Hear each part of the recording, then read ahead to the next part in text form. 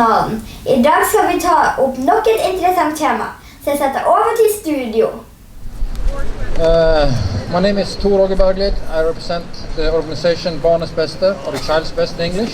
And the purpose is to see children in time, to question them in the right way, and what they are saying should be listened to.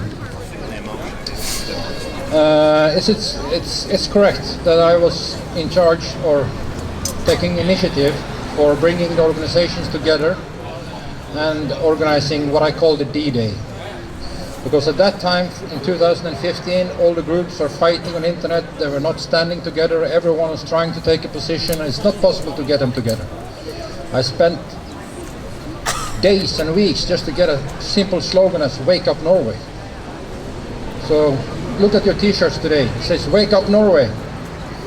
And we go around in Wien and we make videos shouting Wake Up Norway. So why don't you just start saying that now? Wake up Norway! Wake up Norway! Wake up Norway! Wake up Norway! Det er bra. And for this international movement that you are a part of, will be set together of a team in Vienna.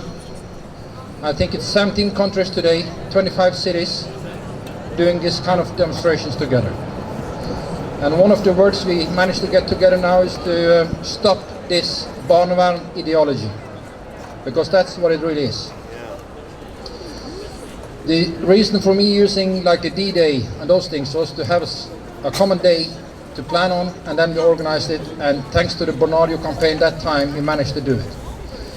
And that started a wave that calmed down the people. It awakened some media, RTTV, BBC, CBS. So basically we see that the fight is actually going on in Europe. It's not about Norway anymore. And so you could say that it's also like under the Second World War we had this voice of London. And basically what we are doing, all of you, some of the typical people like Marius, Rune and Espegård and Anita, we are all small agents. We are reporting back what's going on in the system. We find what's wrong and we report it. And together, because we are doing it together, we are managed to get now 26 cases down to the human rights courts. And that's where the real battle goes. We had a Vienna offensive, we had a Czechia offensive, and now the next battle is going to be in Bulgaria, because now they are fighting this ideology, because Norway is such a corrupt country filled with money, and we're trying to make money on people. That's the simple fact, and that's the message out to Europe. Stop this ideology. Because if you really look into the papers of around Valnutvalget, it says it's quite clear. The purpose is to break the biological family to make productive people of the state. I mean, the state wants to have the children. And that's what's happened to this society. Everyone had to have 2 jobs, 2 incomes, and that's why you had to put the people into kindergartens. As soon as possible you get them into kindergartens, and now the state more or less owns the children. And now they get worried. 7 of 10 parents are not good enough. The most children now are taken by parental skills, not because of violence and all those things. We know that now. It's a factory. It's child trafficking, what this country is doing. But it's not just about Barnevernet, because Barnevernet is doing a lot of good things, of course. But it's about the legal system of Norway. So I really hope that this band of brothers that we now are, going on this crusade down to Strasbourg, and I hope to see a clear verdict taking Norway down. Because if we don't do that, I'm sure Norway, with all its oil money, will press on all the European countries to do the same. And I can guarantee you, if you experience the same thing that we have found now in Norway, in 10 years' time, because of the big cities, it's easier to get together. They will not accept this crime and torture against families, and there will be terror again in Europe. That's why I'm fighting. Because we need more transparency, more openness, and never again naivety. People don't want to believe that it's possible that we're doing this crime in Norway. Actually, people are saying 8 out of 10 people are happy. So how can we have 95% of the cases of Barnevernet in European court then? Must be something wrong. Yes, they want to export this. The Norwegian Barnevernet is something that we should export. And we have managed to do it because of us and people like this today. Barnevernet is now an exported word all over the world. Barnevernet and Quisling. Congratulations.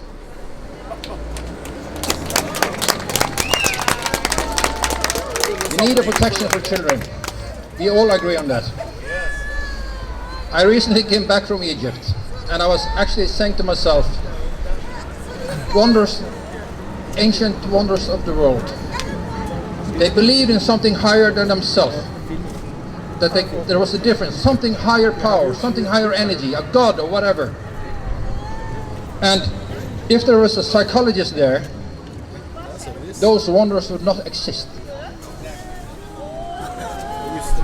So take this humbalumba attachment theory somewhere else. Because what is the fact? If you look into history, you will find something proven. And whatever you believe in God, or whatever God you believe in, or what kind of energy you believe in, there is an energy change now in the world. Rest assured. And God, or whatever, created the family. That's the highest, best ever made on the world. Mom and father, and it created a family. And that's like 777. I haven't read this myself, but I got it explained. Every time the human are trying to copy God, we will fail and end up just as in second 666. That's basically what we need to know. This is an ideology. It's the state trying to control the children. They take the children and say, we are here to protect them, and we will do so, but we will protect ourselves because we only give you the information we want to give up. So that's why we have falsification of documents. You don't get the right truth, and the court system is just a big, big joke. And it's not about Barnevernet, because it also leads into the conflicts between parents. I don't know the numbers, but I think here in Norway it's like 50,000 children that don't see their father or maybe their mother. What is actually going on? It's an evil force trying to divide the families. And to divide them, you make money on them. You need a lawyer, you need a psychologist, you need book and all those things that we can create along and make tax money on it. And the solution is to get more money into the system. The more money you put into the system, by this kind of juridical system, you will get more and more victims. And again, let's go back to history. I want you to take an experiment. Because in 1942, Norway deported 772 people with the state force, the police. It's okay, it was a war, it's not the real police, but we took 772 people out of the home. But they traveled with the mother, they traveled with the father, the brother, the sister, uncle, etc. Can you imagine the trauma they had in their head? Could you imagine what kind of thoughts that went through their head? And most of them died. 772 people killed in the concentration camps. Now, today we are taking 1,650 children by emergency takeovers. The twice amount is taken every day, every year. And about 140 people are taking suicide in this system. Twice what happened on Utøya. Now you can get the numbers. Now you understand what crime Norway has to answer for. I hope by God that Strasbourg really takes us down. And I hope everyone out there in Europe get this message. And it's not about winning in Strasbourg, because this fight is not over. We have to collect the names. Who is the Albert Speer? Who is the architect behind this ideology? Who is fighting it? Who is defending it? Which politicians are not responding? This election day now, the 10th. Have you seen any one of them here? The people are standing in front and they are just asking you to take a flower down here and they don't even want to talk about it. That's why we have so gratitude to the Czechian people, the Bulgarian people, the Romanian people, all of you. You know what this is about and you have to fight it. Because if you take freedom from people, piece by piece over time, you will succeed. I think it's Mein Kampf. That's what's really going on. It's not about mistakes, it's about an ideology. And the faster you understand it, you will understand that this guy is sitting in prison for speaking out. Maybe he stepped over some lines, but at that time it was necessary to get attention. And thanks to God that Dagbladet has been writing about this, because if they haven't been writing about it and getting the stories out, I know that people would have stepped over the line for a long time ago. So media needs to have our attention. We need to bring more light into the system to overcome its darkness, because the reason why it's behind closed doors is because the truth, it will be so shocking for people to see what's going on.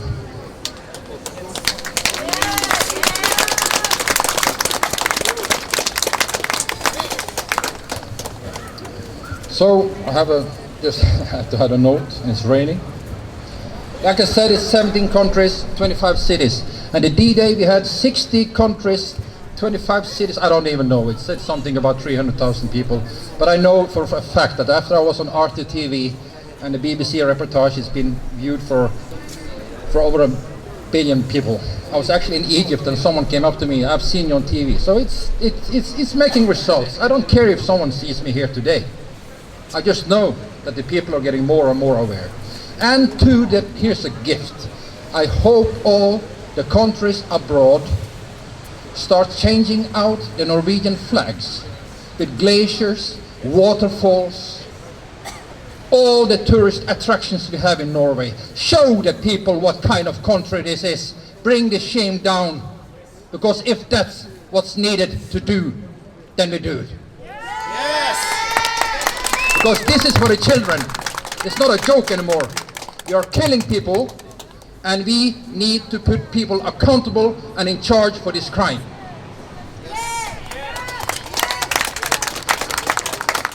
So the message is, stop this ideology. Make it to the streets in Europe. Use your weapons, use your pen, use your song, use your skills. Demonstrate, make a clear voice, and stop it. Because, like this young lady before me said, the children doesn't belong to the state. It belongs to the family. And I can tell something to the people behind here as well. The state should not be the master of its people. It should be the servant of the people.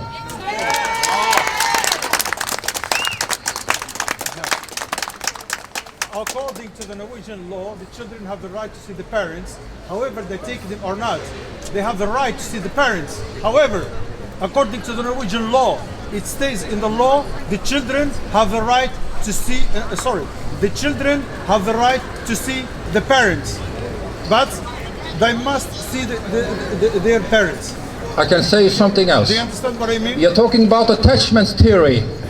Have you ever, think about this. We spend a lot of money on kindergartens.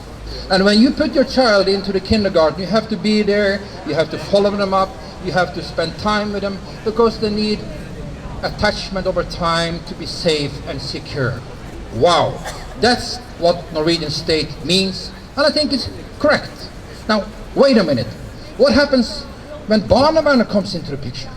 They just remove them on the second, split them, send them apart. So where is the logic?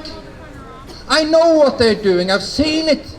The reason why we have such many emergency takeovers is just the pure fact they want to damage and traumatize the children.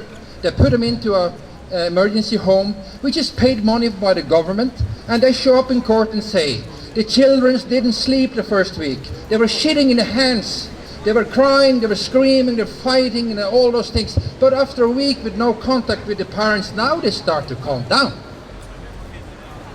It's a big joke, and people are criminal doing this. They can call them lawyers, but they are criminal people. And we are going after them. Yes. And I have tape recordings of corruption by the lawyer in the Bonario case. So if you want to hear it, just bring the international media and I'll show you. This is not a joke. And it happens in Stryn, by the way, with all the glaciers and waterfalls and all the ignorant politicians not taking up the fight. They are in crime because they don't feel the responsibility of being servant for the people, for the children.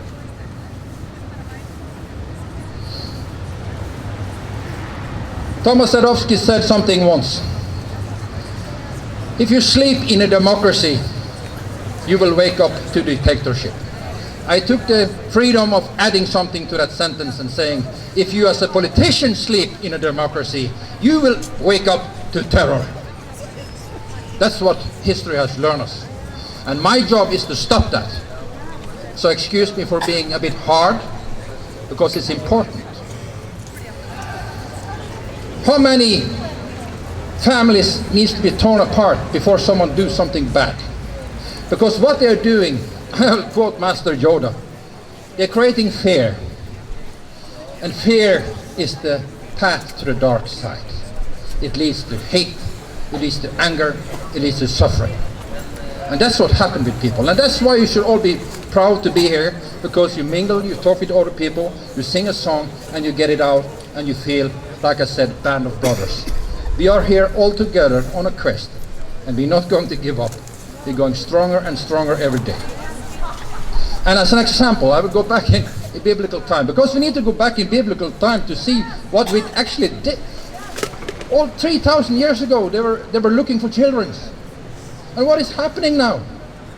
Well, this is why we need Barnevernet actually, because Moses, he was put in a basket on the river. So of course, yes, we accept that we need a child protective service. But the story why I brought it up, even though you became a victim of Barnevernet, like this lady here, remember one thing: you can still grow up to be a big leader and make a difference. All of you as victims, my job here is to raise you up and say something good to you. You have to believe in yourself. As Thomas Sadowski also said, if you believe in victory, victory believes in you. They try to break you down, they try to do humanities, make you less worthy, but raise yourself up and go back to the fight. And now, I'm happy to say, I'm looking forward to go to Strasbourg to see the results of our work. Where is Lobben still here? If not, I have a rose that I have to give her. Like Morris said, she's doing a very important job for 800 million people in Europe. So now is the time to see what kind of status human rights has, not just in Norway, with Europe. My message is clear. Fight for a family. We need a system. And I know also as a pilot, I know that I could copy and make the best European standard in how a system should work. Because we put the man on moon, it was NASA, which again created the aviation industry, which has risk assessments, they have mitigation procedures. They try to land on the runway. They don't land in front of the runway, and we don't speed up with more money and we access and go off the runway. And if something happens, if a helicopter ditches in the sea, we have mitigation procedures to bring them back in safety with a life raft, with another rescue helicopter. We have backup systems. And what is this intent? If you have the biological system, you don't take the child away from the family. You take whatever risk was around this child and take that away from the child. Let the children stay home, take the risk away. And if you have to do, because we do have to, sometimes you do emergency takeovers, but then you go in mitigation and you try to bring them home to someone closer in the relationship. It could be a teacher.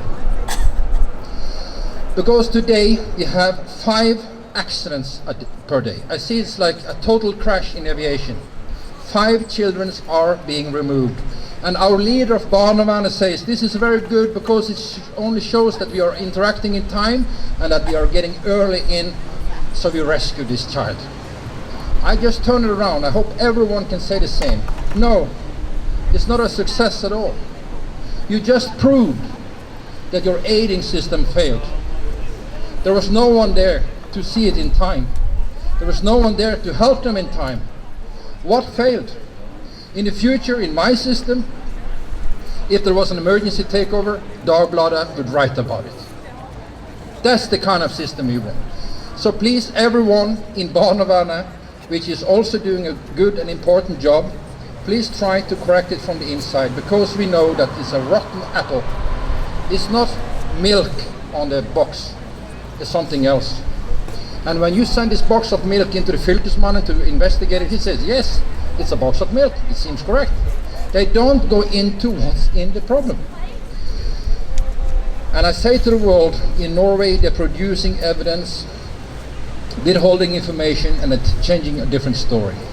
And they create problems between the mother and the father. And even though you get the child back, the child are so tired of this fight that they end up seeing maybe only one of the parents. So parent alienation is also part of this. Again, I'll just end it here because it's a long day. Thank you, Europe. This is our warning to you. Without you, we will never have made it. But please pay attention to Norway's crime against the human rights. And I hope that we also get funding and help to bring these people down. Because remember, under the Second World War, we had a Nuremberg process. And if we need a Nuremberg process, this is human trafficking, people. Don't call it something else. It's human trafficking hiding inside a system that was intended to be good. And we need a system for the children. There is no doubt about it. Again, let me end with the words of Moses. You can still be a good leader for yourself. And see the other people around you, lift them up and make them strong on this journey for victory. Let the children be set free.